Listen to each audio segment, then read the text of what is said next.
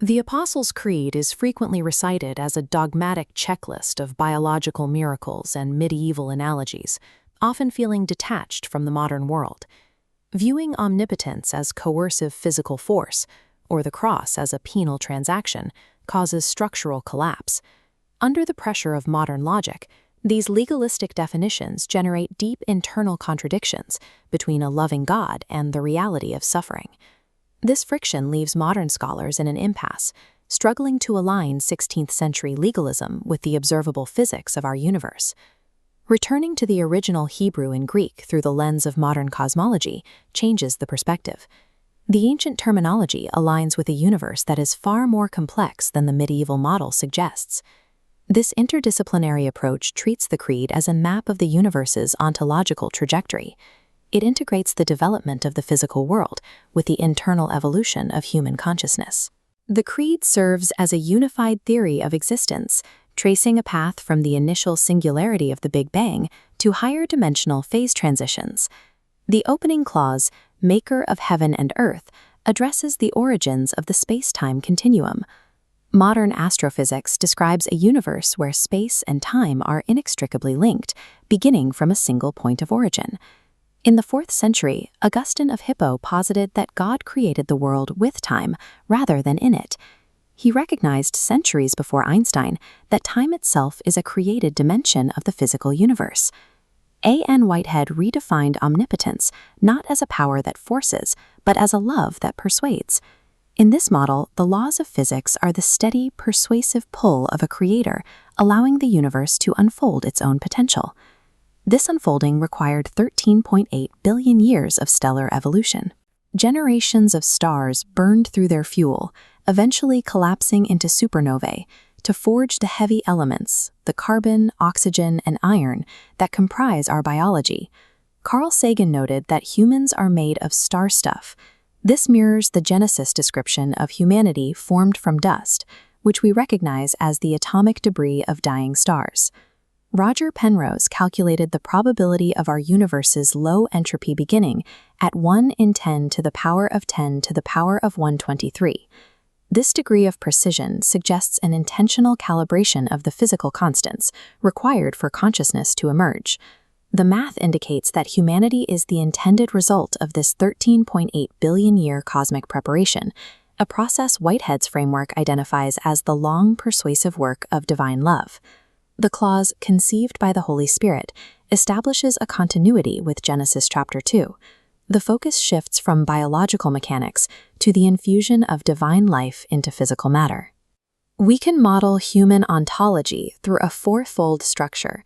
The outer layer is the body, followed by the mind and ego. Deeper still is the soul, and at the core, the spirit. In the standard human experience, the ego layer acts as an opaque barrier. Driven by survival instincts, it frequently obscures the flow of the divine spirit to the mind and body. The Virgin Mary model describes a state of total spiritual receptivity. By quieting the ego, the soul allows the divine breath to permeate the entire structure without resistance.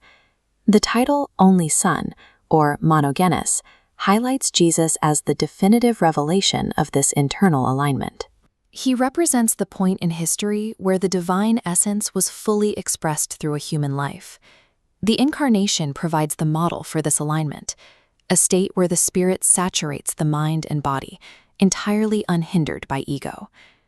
The phrase "suffered under Pontius Pilate" anchors these ontological claims in the Roman administrative record. The crucifixion is an empirical event occurring at a specific point in the historical timeline.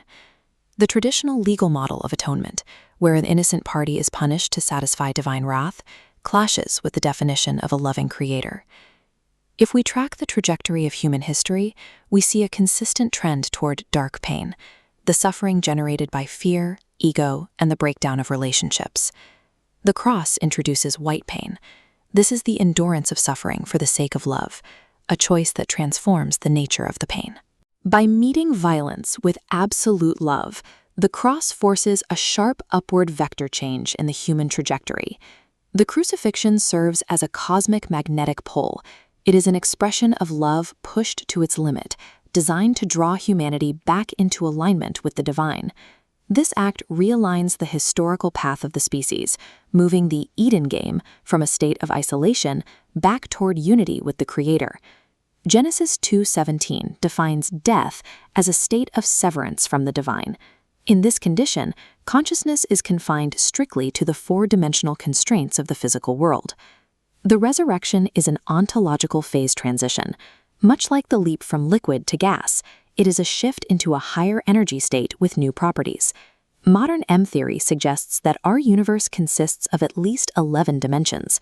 Most of these exist entirely beyond our immediate four-dimensional perception. Ascension is the exit from space-time constraints into this higher dimensional reality. It describes a transition into the fuller breadth of the divine environment. Sitting at the right hand of God represents the attainment of omnipresence.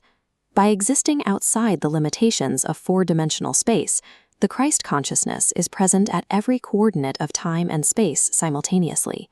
These events mark the destination of consciousness, the transcendence of physical limitations, to return to a higher dimensional state.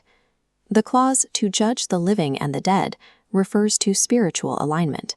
It distinguishes between those connected to the divine life and those existing in a state of ontological severance. The Greek word for judgment, krino, means to reveal. It is the process of bringing inherent properties to light so they can be clearly distinguished. Judgment is the final revelation of the dimensional trajectory an individual has chosen.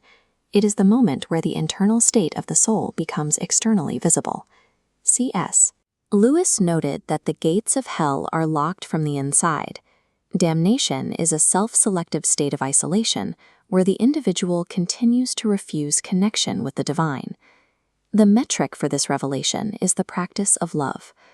According to 1 John, to love is to know God, because God is the very essence of that connection. The Apostles' Creed provides a unified cosmological theory. It charts our origins in the stars, the transformative power of love, and the ultimate return of consciousness to its higher dimensional source.